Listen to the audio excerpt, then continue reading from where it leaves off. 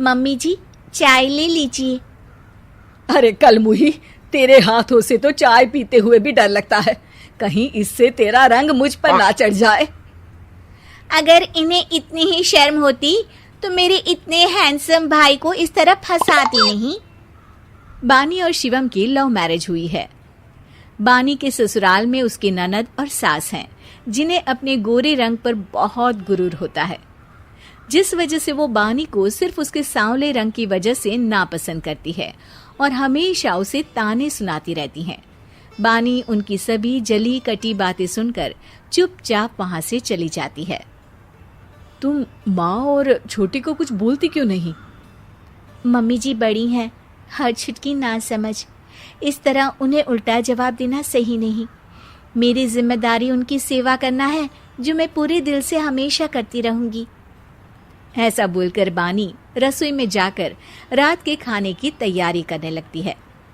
रात को खाना खाते हुए बानी की सास उसे कहती है, कल मैंने अपनी फ्रेंड्स के साथ किटी पार्टी रखी है, समय से सारा खाना बना देना और अपना मनहूस चेहरा लेकर ज्यादा उनके सामने मत आना, समझी? माँ, बानी आप दोनों की कितनी परवाह करती है, फिर भी आप उससे इतना बुरा व्यवहार क्यों करती हैं? अरे एक तो लव मैरिज करके इस कलमुही को हमारे सर पर लाकर बिठा दिया और अब हम इसे कुछ बोल भी नहीं सकते क्या? भैया तो इनकी तरफदारी करेंगे ही, आखिर इन्होंने पूरी तरह उन्हें अपने वश में जो किया है।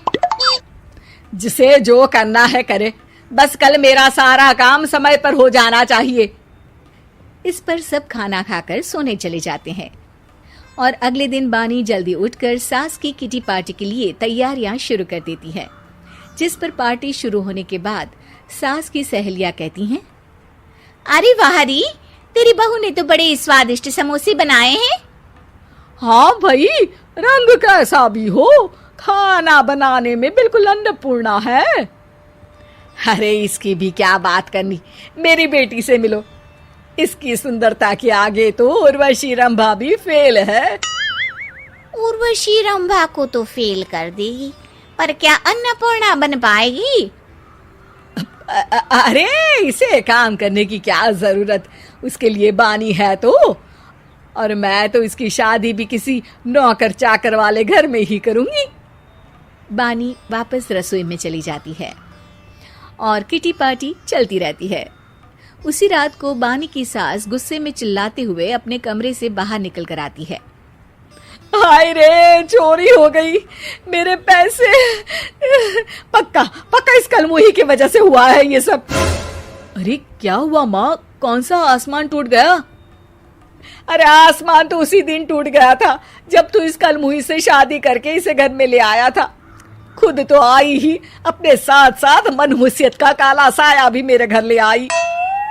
अरे हुआ क्या माँ? अरे मेरी तिजोरी में रखे पैसे कहीं गायब हो गए, सुबह ही देखा, अरे यहीं रखे थे। क्या आप मुझ पर चोरी का इल्जाम लगा रही हैं? अरे काली बिल्ली पर भी क्या कोई मनहूसियत का इल्जाम लगाता है?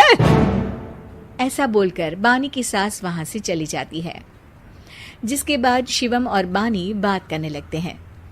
देखो, मम्मी की बात का बुरा मत मानना, वो बस परेशान है ना, इसलिए कुछ भी बोल गई। वो परेशान नहीं, मुझसे नफरत की वजह से ऐसा बोलकर गई हैं। उन्हें मैं हमेशा एक आंख नहीं सुहाती। देखो बानी, अगर तुम चाहो तो हम दूसरा घर लेकर वहां शिफ्ट कर सकते हैं। आखिर तुमसे प्यार करके तुम्हें अपनी जिम्मेदारी पर इस घर में लेकर आया हूं, इस तरह टॉर्चर नहीं होने दे सकता। अगर आप साथ हैं तो मुझे किसी चीज की टेंशन नहीं, और आखिर वो हमारी बुजुर्ग हैं, हम उन्हें और छुटकी को इस तरह अकेले छोड़कर कैसे जा सकते हैं? इसके बाद बानी भी अपने कमरे में चली जाती है और अब हर रोज उसकी सास की तिजोरी से पैसे गायब होने लगते हैं। इसी तरह कुछ समय बीत जाता है और वो हर बार हर चीज का इल्जाम बानी पर लगाती है, पर बानी कभी कुछ भी नहीं बोलती। कलमुही नास पीटी, बहू को घर की लक्ष्मी बोलते हैं, ये तो पनौती बनकर आई है, पनौती। एक रात बानी की सास को आधी रात में प्यास लगती है, तो वो पानी पीने रसोई की तरफ जाती है। तभी उसे अपनी बेटी के कमरे में कुछ आवाज सुनाई देती है। हाँ हाँ, मैंने मम्मी की तिजोरी से हर रोज थोड़े थोड़े पैसे निकाल कर हम दोनों के लायक खूब पैसे इकट्ठे कर लिए हैं। और मम्मी आज तक उस सब के लिए भाभी को ही जिम्मेदार समझती है। तुम बस जल्दी से आकर मुझे यहाँ से ले जाओ और हम कहीं दूर जाकर शादी कर लेंगे। मम्मी को कुछ पता नहीं चलेगा, सब मुसीबत खत्म। अपनी बेटी की ये सारी बातें सुनकर बानी की सास भौंचक की रह जाती है और अपने कमरे में वापस चली जाती है। जब अगली सुबह बानी सास के कमरे में आती है, मम्मी जी, क्या बात है, आज आप कमरे से बाहर ही नहीं आई? आपकी तबीयत तो ठीक है ना? क्या छुटकी कमरे से बाहर आई या तुम उसके कमरे में गई? नहीं नहीं, क्यों, जाना है क्या? मैं अभी चली जाती हूँ। नहीं, कोई कहीं नहीं जाएगा। इस पर वो बानी को साथ लेकर कमरे से बाहर आती है, जहाँ शिवम भी होता है। वहाँ उसकी सास बोलती है, छुटकी मेरी तिजोरी के सारे पैसे लेकर अपनी माँ के बारे में कोई ख्याल करे बिना किसी लड़के के साथ घर छोड़कर चली गई। और बहू, तुमने मुझ जैसी सास की सेवा करने के लिए अपने ही पति के साथ दूसरे घर जाने से मना कर दिया।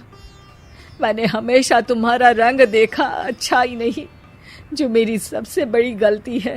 मुझे माफ कर दे बेटा। और इसके बाद बानी की सास कभी अपनी बहू की तारीफ करते थकी नहीं।